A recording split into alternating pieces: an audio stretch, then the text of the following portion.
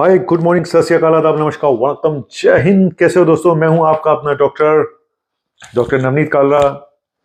लगा लिए इसके बिना डॉक्टर मुझे मानते नहीं, लोग मेरे कपड़ों को देख के वैसे ही भाग जाते हैं। चलिए आज बात करता हूं, बहुत ही इंपॉर्टेंट टॉपिक लेकर आया हूं। नो फालतू बकवास, सीधी बात कि किडनी, क्या किडनी को बचाने के लिए कोई दवा है? ठीक है, क्या ऐसी कोई दवा है जो किडनी को प्रोटेक्ट कर पाए? ठीक है, या अगर किडनी में कोई प्रॉब्लम आ रही है तो उसको स्लो कर दे, उसके प्रोग्रेशन को स्लो कर दे। क्या ऐसी कोई दवा है? जी हाँ, बिल्कुल ऐसी दवा है। और शायद आप में से कुछ लोग उसको खा भी रहे होंगे अनजाने में, आपको भी नहीं पता होगा। और कुछ लोगों को खानी चाहिए तो वो नहीं खा रहे होंगे। देखो ऐसा है, ये डिपेंड करता है कि आपको, अगर आप ये बोलें कि किडनी को एज सच बचाने के लिए कोई मल्टीविटामिन हो, कोई सप्लीमेंट हो, बिल्कुल नहीं है, बिल्कुल नहीं है। लोग आपको देंगे ये खा लो वो खा लो किडनी सेव करने के लिए, बिल्कुल नहीं है। अगर किडनी को आप सुरक्षित करना चाहते हो तो सिर्फ, सबसे पहले दवाइयों के मैं अभी बताता हूँ नाम, लेकिन सबसे पहले लाइफस्टाइल सबसे पहले आता है। अगर आप अपना एक्टिव लाइफस्टाइल रखेंगे, योगा, मेडिटेशन, वॉक, डाइट, ये सब ठीक करेंगे, सुट्टे वुट्टे नहीं मारेंगे, अल्कोहल ज़्यादा नहीं लेंगे, तो आपके किडनी पे नेगेटिव इम्पैक्ट नहीं पड़ेगा। जैसे बाकी ऑर्गन है शरीर के, उन पे नेगेटिव इम्पैक्ट पड़ता है आपके लाइफस्टाइल का, ऐसे ही किडनी भी है। मैं सच बोलूं तो ये कोई वो नहीं है, रॉकेट साइंस नहीं है।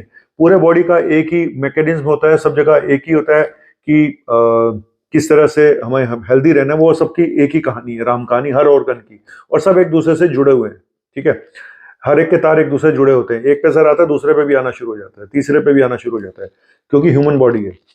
और अब बताता हूँ मेडिसिन के बारे में। ये मेडिसिन जो है किडनी को बचाने की, ये इस बात पे डिपेंड करती है कि आपको हाई ब्लड प्रेशर रहता है नहीं रहता है, क्या आपकी यूरिन में प्रोटीन आ रही है नहीं आ रही है, या आपको शुगर है नहीं है, तो इस बात पे डिपेंड करता है।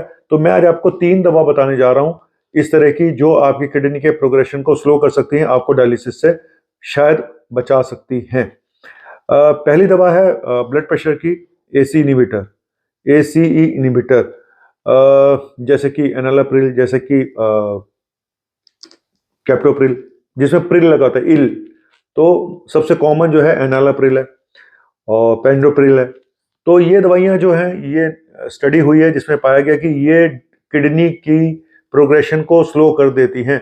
लेकिन ये भी बता दूं कि इनकी डोज तभी तक आप आराम से दे सकते हो, इसकी नॉर्मल डोज, जब तक आपका क्रेटिन 2-2.5 से नीचे है।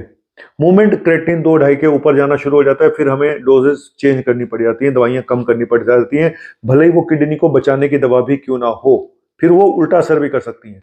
तो ये शुरू में बहुत काम करती हैं, बाद में जाके ये बंद भी करनी पड़ जाती हैं। तो इनका शुरू में रोल है कि जब तक आपकी बीमारी उस लेवल तक नहीं गई है, ये उसको रोकने के लिए बहुत कारगर है। आपके जो किडनी के पेशेंट हैं उनकी डिजीज को स्लो कर देती हैं, जिसकी मुसीबत अगर 5 साल में आनी थी डायलिसिस की नौबत, तो उसको ये बढ़ा के 7-8 साल भी कर सकती हैं, 10 साल भी कर सकती हैं। तो ये प्रोग्रेशन को रोकती हैं, किडनी के लिए अच्छी हैं।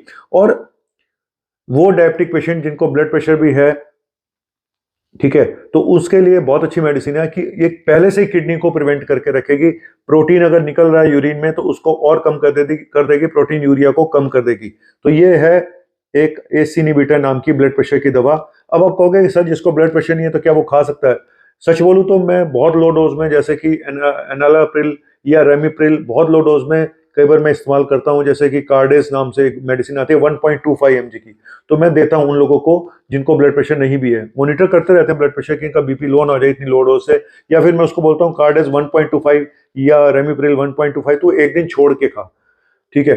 तो इस तरह से मैं करता हूँ, क्योंकि और कोई दवाइयां ना बड़ी महंगी महंगी दवाइयां हैं, फलाना ढिमका, ये वो सब अभी तक उसी पे ही हैं, रिसर्च में ही हैं सब। बहुत महंगी महंगी दवाइयां हैं, और कई बार बेफिजूली वो उनको शुरू कर दिया जाता है मार्केटिंग के लिए, पैसा कमाने के लिए। जैसे कीटोएनालॉग हैं, कीटोएनालॉग का अभी क्लियर नहीं है कि कितना रोकती है नहीं, लेकिन लिखी सबको जाती है, और बहुत ज़्यादा वेरिएशन है उसके पैसों में। 15 रुपए से लेकर आपको सरकारी दवा 15, जो जनरिक के 15 रुपए की मिलेगी, तो प्राइवेट जो कंपनियां बना रही हैं, जो ब्रांडेड, छोटी मोटी भी ब्रांडेड हैं, वो भी 35-40 रुपए की एक गोली, और दिन में 3 बार अगर देनी है तो 120 रुपए का खर्चा आ गया। तो उससे बढ़िया है जो मैं बता रहा हूँ कि पहले ये वाली दवा शुरू करें, लेकिन ये दवा तभी देने का फायदा है जब किडनी का डैमेज बहुत ज्यादा नहीं हुआ है, ठीक है, और क्रेटिन 2-2.5 से कम है या बिल्कुल नॉर्मल है। तो रोकती भी हैं। ये भी है कि जिसको अभी किडनी की प्रॉब्लम नहीं है तो उसको भी रोकेंगी। तो नॉर्मल इंसान को देनी है नहीं देनी है ये अपने डॉक्टर से पूछ के लें, लेकिन जिनका बीपी हाई है उनके लिए बहुत ही बढ़िया दवा है। लेकिन एक साइड इफेक्ट होता है इसका, ड्राई कफ हो जाती है, खांसी कई बार लग जाती है, तो हमें चेंज करनी पड़ सकती है। उसके साथ आया दूसरी मेडिसिन ARB, ठीक है, एंजियोटेंसिन रिसेप्टर ब्लॉकर, ARB, तो जिसमें आती है टेलमिसार्टन, लोसार्टन, बड़े सारे टन जो सार्टन आते हैं, तो सब सार्टन, ओल्मिसार्टन, ये सब इस ग्रुप की हैं। ये भी यही काम करती हैं जो ACE इनहिबिटर करते हैं। जहाँ पे पेशेंट ACE इनहिबिटर नहीं टॉलरेट कर सकते वहाँ पे हम ARB दे सकते हैं। जहाँ पे जैसे कि खांसी लग गई तो उसके लिए ARB ज़्यादा अच्छी दवा है।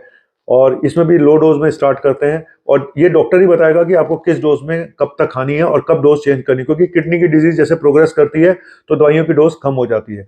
मैंने 2 दवाइयाँ आपको बता दी। तीसरी दवा शुगर की एक दवा है जिसको हम बोलते हैं ग्लिफ्लोजिन, जैसे कि डेपा, एम्पा, कैना। ये दवा अभी तक हम सिर्फ शुगर में दे रहे थे, लेकिन इसके जो पॉजिटिव इफेक्ट आ रहे हैं, किडनी को भी प्रोटेक्ट करती है, हार्ट को भी प्रोटेक्ट करती है, तो ये एक वंडर मेडिसिन है। लेकिन ये क्या करती है, ये आपकी एक्स्ट्रा शुगर को आपके यूरिन के रास्ते बाहर निकाल देती है। तो थोड़ा सा सावधान रहना पड़ता है कि कोई यूरिन इन्फेक्शन ना हो जाए, स्पेशली फीमेल्स में। तो ये भी एक नया इसका रूप निकल के सामने आया है इस दवा का, जिसको हम ग्लिफ्लोजिन कहते हैं। तो मैंने 3 दवाइयाँ आपको बता दी हैं। इसके अलावा अगर कुछ कंट्रोवर्शियल रोल भी हैं, जैसे कि लोग कहते हैं जी अगर कोलेस्ट्रॉल ज़्यादा है तो स्टेटिन है, तो वो भी किडनी को बचाती हैं। अगर यूरिक एसिड ज़्यादा है तो उसके लिए एलोपेरिनोल या दूसरी मेडिसिन देके यूरिक एसिड को कम कर देंगे, वो भी किडनी को बचाएगा। तो ये सब चीज़ों के, और कहीं वो लोग कहते हैं विटामिन ई खा लो, तो ये सब चीज़ें अभी बहुत ज़्यादा इनके प्रूफ नहीं है। तो ये आप आपका डॉक्टर ही अच्छे ढंग से बता सकता है कि इसको देना है नहीं देना। आप अपने आप शुरू मत करें इस तरह की दवाइयाँ। मेरा मकसद था सिर्फ आपको अवेयर करना कि यस, डिजीज़ को, बीमारी को रोकने के लिए, किडनी को बचाने की दवाइयाँ हैं, बिल्कुल हैं, प्रोवाइडेड कि आपको पता हो, आपके डॉक्टर को पता हो और आप उसको सही ढंग से लें। क्योंकि किडनी को बचाने के लिए तो ठीक है, लेकिन जब किडनी फेलियर शुरू हो चुका है तब इसकी दवाइयों की डोज चेंज हो जाती है, और कई बार क्रिएटिनिन जब 3-4 से ऊपर चला जाता है तो हमें बंद भी करना पड़ता है इन दवाइयों को, ACE इनहिबिटर्स को या ARB को। ठीक है, थैंक यू वेरी मच।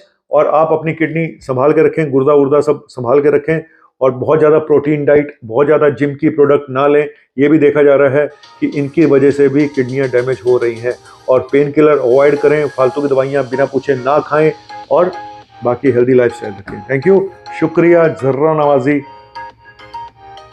आपका बंदा परवर थाम लो जिगर। गाना नहीं गाया यार। चलिए, थैंक यू, बाय।